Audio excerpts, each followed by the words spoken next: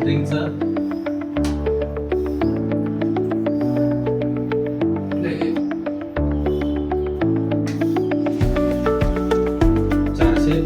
String voltage आहे आपलं. AC voltage आहे नाही डीसी. DC side.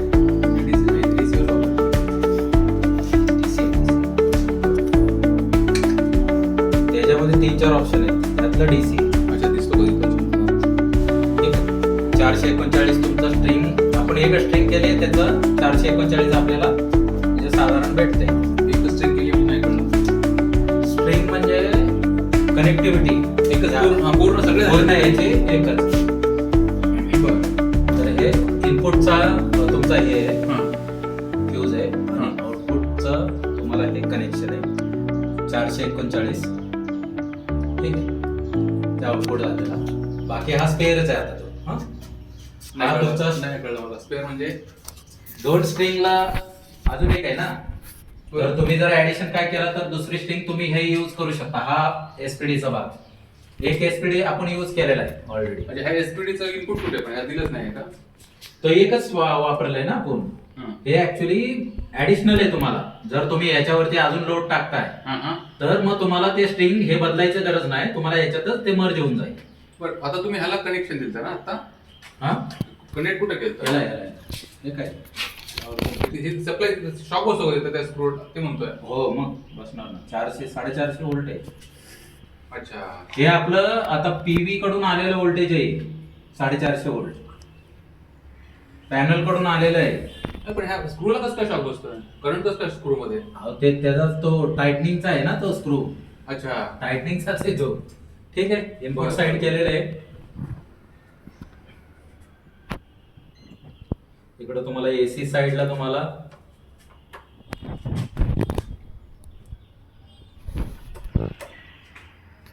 ठीक आहे 451 एवढं मिळते. 3 फेज आहे ना? नाही 3 फेज असला तर 451 खूप झालं ना. 382 415 440 मॅक्स. नाही 440 असेल तर पुढे जाणच नाही. बर 380 मिनिमम आहे तुमचं. बर 440. ठीक आहे, ते एमएसडी सेल कडून आहे, त्याचा काही प्रॉब्लेम नाही. रेड येलो ब्ल्यू तुमचे इनपुट आहेत. म्हणजे समजा तिकडून सप्लाय ऑन झाला, आता आपण इथून घेतलंय पण तो आपल्या मीटर मधून येणार. तो इनपुट तुम्हाला रेड येलो ब्ल्यू ऑन झाला म्हणजे एसी साइड तुमची ऑन झाली. आता एसी साइड डीसी साइड तुमची ऑन नाहीये जोपर्यंत हा डीसी स्विच तुम्ही ऑन नाही करत. काय ऑन नाहीये? डीसी साइड तुमचं फक्त इथपर्यंत येऊन या स्ट्रिंग पर्यंत येऊन थांबलंय. जोपर्यंत हा स्विच ऍक्टिव्हेट करत नाही तोपर्यंत डीसी साइड इकडे जात नाही. मग हे कुठून आलंय? हे एसीचं आउटपुट आहे. हे एसी ला गेले. आता तुमचं हे इन्व्हर्टर ऑन झालं. आता हा थोडासा वेटिंग घेईल. नाही नाही हा ऑन केल्यास इकडे करंट नाही आला पाहिजे ना? नाही येणार ना. आता कसं काय आला दाखवतो तो? हा ऍक्च्युली बाय डायरेक्शनल चालतो. Input output. बर तर आता आपण इनपुट दिलंय, याला रेफरन्स द्यायला लागतो. हा रेफरन्स कुठून दिलाय आपण? त्या स्लॅटर मधून रेफरन्स दिलाय. अच्छा अच्छा अच्छा तसं दिला. हा ते हा रेफरन्स दिल्याशिवाय हा ऍक्टिव्हेट नाही होत. याला रेफरन्स व्होल्टेज लागतं. मग तो आता मला कळलं. मी म्हणलं हे वायर कुठं कनेक्ट नाही केलेली. खाल्लं वायर कसं काय कनेक्ट केली नाही. हे काय अच्छा हे आउटगोइंगला कनेक्ट केली. लक्षात. ठीक आहे आता कळलं. आता ते रेफरन्स व्होल्टेज मिळालं. मग याने काय डीसी रेफरन्स घेतला आणि एसी रेफरन्स घेतला आणि त्यानंतर तो 30 सेकंदाचा वेटिंग घेतो. तो का घेतो तर त्याचं सिंक करायला घेतो.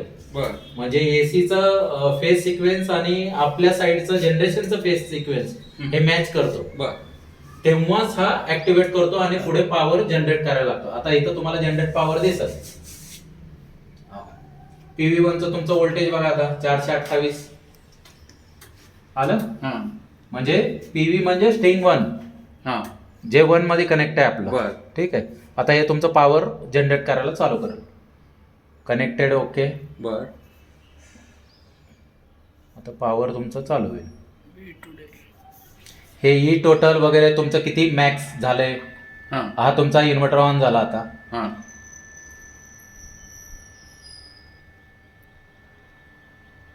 हे तुमचं एसीचं करंट आहे 2.7. हे फ्रिक्वेन्सी तुमची. हे पॉवर. आता हे पॉवर तुमची चालू आहे 2.2 केव्हीए 2.2 केडब्ल्यू. बरोबर 2 युनिट म्हणजे 2200 वॅट आहे, वॅट चालू आहे. आलं 2.2 किलोवॅट जनरेट झालंय. हा जनरेट होत आहे आता. झालं PV1चं तुमचं हे. अच्छा, पण लाईट नाही म्हणून काय, कमी लाईट आहे म्हणून नाही, आता ते डस्ट वगैरे आहे हा. ना, ते आपण आता ते ज्यावेळेस हे करलं एकदा पाणी मारून ते क्लीन करायला लागतं. नाही, रात्रीच पाऊस पडला त्यामुळे ते क्लीन असेल. नाही परत ते पूर्ण कबुतराने clean नाही धूळ गेली दोन असं म्हणतोय. नाही कबुतराने हे पण केलं थोडस नाही. हे पहिला क्लीन करून घ्यायचं, ते चालू राहील तुम्हाला जनरेशन. बर, आता तुम्हाला हे आजच्या दिवस चालू राहू द्या. मग उद्या फक्त हे हा DC स्विच आणि हे बंद करून टाका. बर. म्हणजे तुम्हाला एक आयडिया येईल की बाबा काय जनरेशन झालं एक जनरल, आणि बंद करून टाका. ठीक आहे. आता हे तुमचं PV1चं बघा, आता 2.5. जसं जसं ऊन व्यवस्थित येईल तसं तसं हा पॉवर तुमची कॅपॅसिटी आता मीटरला जाते काय पॉवर MSCB ला? मग ग्रीड सिंक झाली ना, त्याला झाली. पण तुम्हाला ते तुमचा बेनिफिट नाहीये, ते MSDCLचं बेनिफिट आहे. पण आता मीटर फिरत असेल का खाली?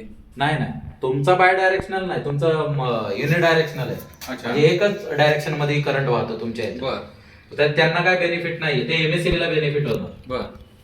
त्यांच्या पॉवरला कनेक्ट झाली आता ही पॉवर. अच्छा, ठीक आहे. PV2 आपण जोडलं आहे, त्यामुळे 0 व्होल्टेज 0 किलोवॅट.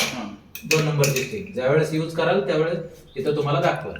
हे तुमचं AC आहे, हे तुमचं RYB 453 447 म्हटलं ना मी R मध्ये, 454 447 447 हे व्होल्टेज आहे तुमचं.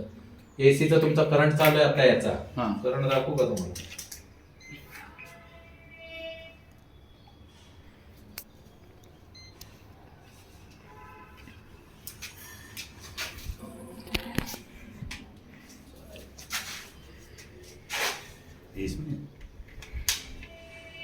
आहे 2.69 2.6 वगैरे, रेडचा 2.6 आला. ठीक आहे. म्हणजे हे करंट आता तुमचा चालू आहे. हा कुठं चालू आहे? रिव्हर्स चालू आहे. अच्छा, तिकडं.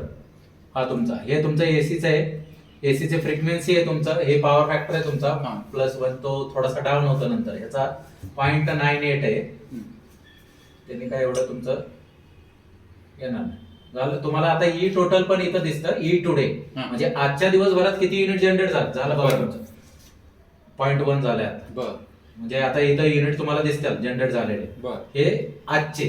आणि ई टोटल म्हणजे आतापासून ऍक्टिव्हेट झालाय आणि आतापर्यंत जो काय चालू असेल तो टोटल जनरेशन दाखवणार तुम्हाला.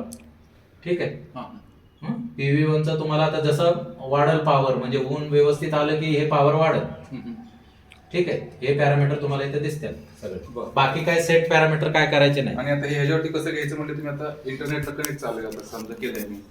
आता तुम्हाला इंटरनेटला कनेक्ट साठी तुम्हाला हे करायला लागेल ना, काय ह्याला वायफायशी तुम्हाला कनेक्ट करायला लागेल. आता माझा वायफाय आहे नाही तर. तसं नाही, तुमचा ID बनवायला लागतं. एक मिनिट. तुमचं ते ID बनलं की मग ह्याच्याशी तुम्हाला कनेक्ट राहील. कुठला ID बनवायचा असतो? मी ह्याचा वायफायचा आहे ना, तुमचा एक ID त्याच्यामध्ये मी जनरेट केला ना, तर तो ID आणि त्या सर्व्हरशी तुमचं कनेक्शन राहील. मग तुम्हाला बघता येणार. ह्याला इंटरनेट कसं कनेक्ट करायचं ते विचारतो. मग ते झालं ना, तुमचंच फक्त डिव्हाइस राहील. तुम्ही तुमचा वायफाय जर सेट केला याला कंटिन्युअस सप्लाय वायफायचा पाहिजे. नाही, बदलता येणार नाही का तो? नाही, नंतर मग तुम्हाला परत तो सगळा ID तुम्हाला डिझॉल्व करायला लागते. नाही, वायफाय जे आहे ते बदलत राहणार ना. कुठलं? ह्याला देणार वायफाय जे आहे. आता मी वायफाय कुठलंही त्यांनी कनेक्ट करता आलं पाहिजे त्याला. मग ते सगळे तुम्हाला परत पॅरामीटर सेट करायला लागतात. त्याच्यामधले पेज आहेत, दाखवू का तुम्हाला? ते दाखवा ना मला, तेच म्हणलं. हे दे माझा मोबाईल दे.